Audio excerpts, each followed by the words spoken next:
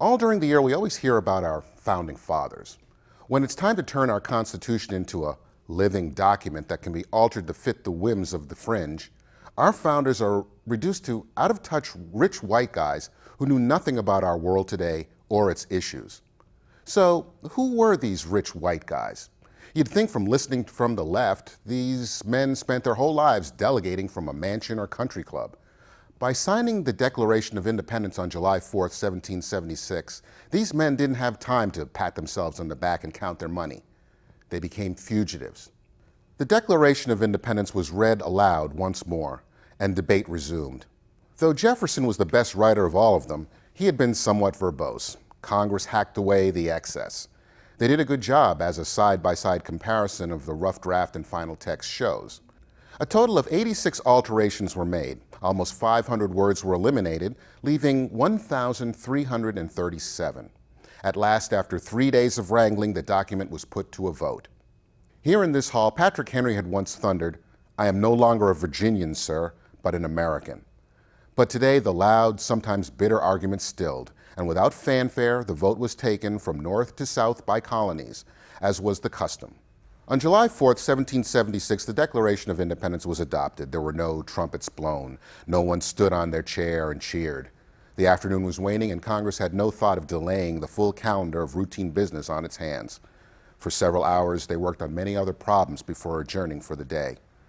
What kind of men were the 56 signers who adopted the Declaration of Independence, and who, by their signing, committed an act of treason against the Crown?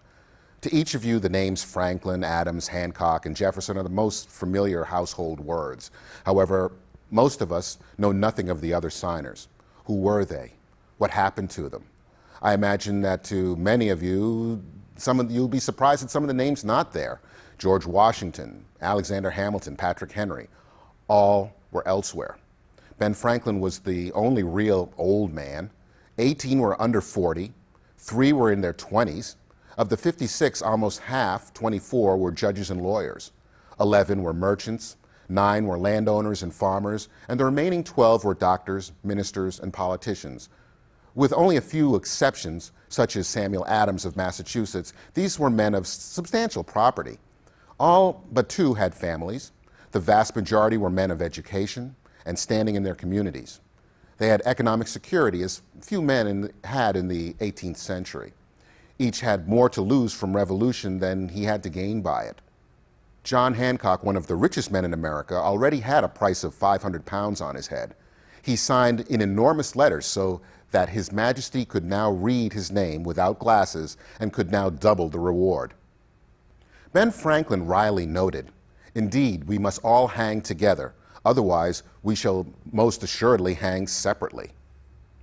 Fat Benjamin Harrison of Virginia told tiny Elbridge Gerry of Massachusetts, "With me, it will all be over in a minute, but with you, you will be dancing on air an hour after I am gone." These men knew what they risked. The penalty for treason was death by hanging. And remember, a great British fleet was already at anchor in New York Harbor. They were sober men. There were no dreamy-eyed intellectuals or draft card burners here. They were far from hot-eyed fanatics yammering for an explosion. They simply asked for the status quo. It was change they resisted. It was equality with the mother country they desired. It was taxation with representation they sought. They were all conservatives, yet they rebelled. It was principle, not property, that had brought these men to Philadelphia. 2 of them became presidents of the United States. 7 of them became state governors. 1 died in office as Vice President of the United States. Several would go on to be U.S. Senators. William Ellery, delegate from Rhode Island, was curious to see the signers' faces as they committed this supreme act of personal courage. He saw some men sign quickly, but in no face was he able to discern real fear. Stephen Hopkins, Ellery's colleague from Rhode Island, was a man past 60. He signed with a shaking pen. He declared, "My hand trembles, but my heart does not." Even before the list was published, the British marked down every member of Congress suspected of having put his name to treason. All of them became objects of vicious manhunts. Some were taken. Some, like Jefferson, had narrow escapes. All who had property or families near British strongholds suffered.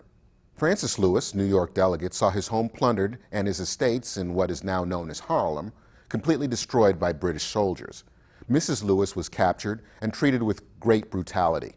Though she was later exchanged for 2 British prisoners through the efforts of Congress, she died from the effects of her abuse.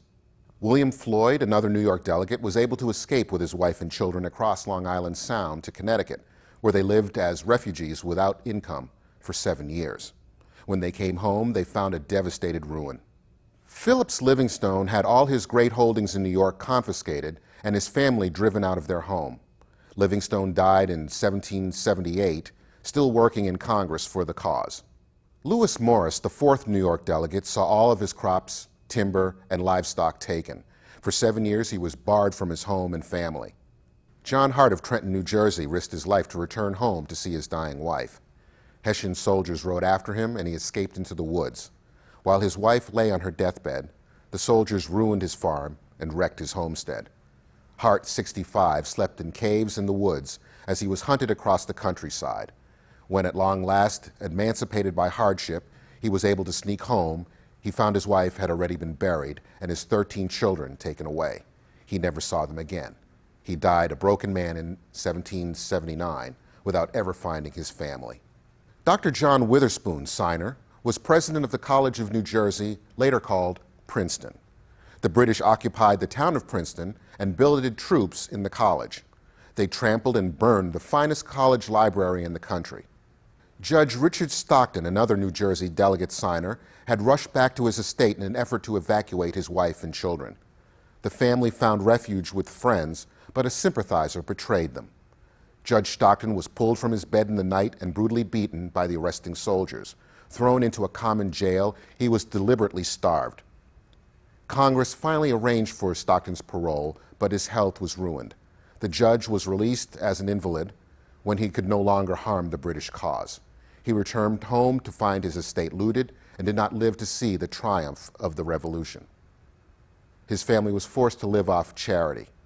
George CLYMER, Pennsylvania signer, escaped with his family, but their home and property was completely destroyed by the British in the Germantown and Brandywine campaigns. Dr. Benjamin Rush, also from Pennsylvania, was forced to flee to Maryland. As a heroic surgeon with the Army, Rush had several narrow escapes. John Morton, a Tory in his views previous to the debate, lived in a strongly loyalist area of Pennsylvania.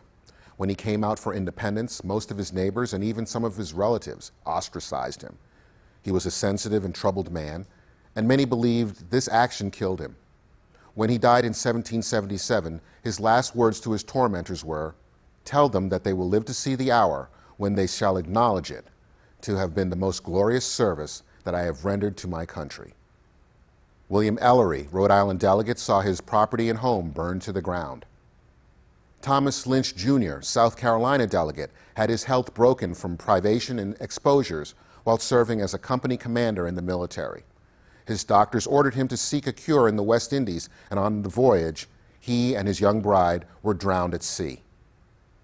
Of those 56 who signed the Declaration of Independence, 9 died of wounds or hardships during the war. 5 were captured and imprisoned, in each case with brutal treatment. Several lost wives, sons, or entire families. One lost his 13 children. 2 wives were brutally treated. All were at one time or another the victims of manhunts and driven from their homes. 12 signers had their homes completely burned. 17 lost everything they owned.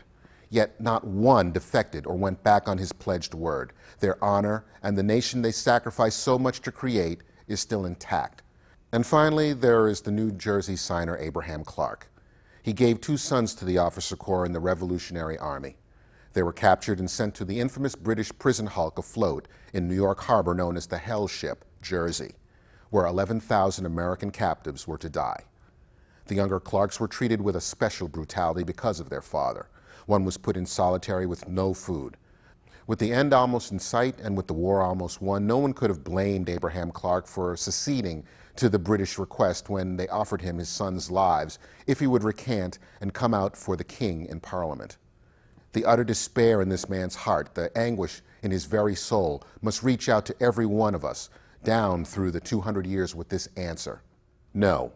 The 56 signers of the Declaration of Independence proved by their every deed that they made no idle boast when they composed the most magnificent curtain line in history.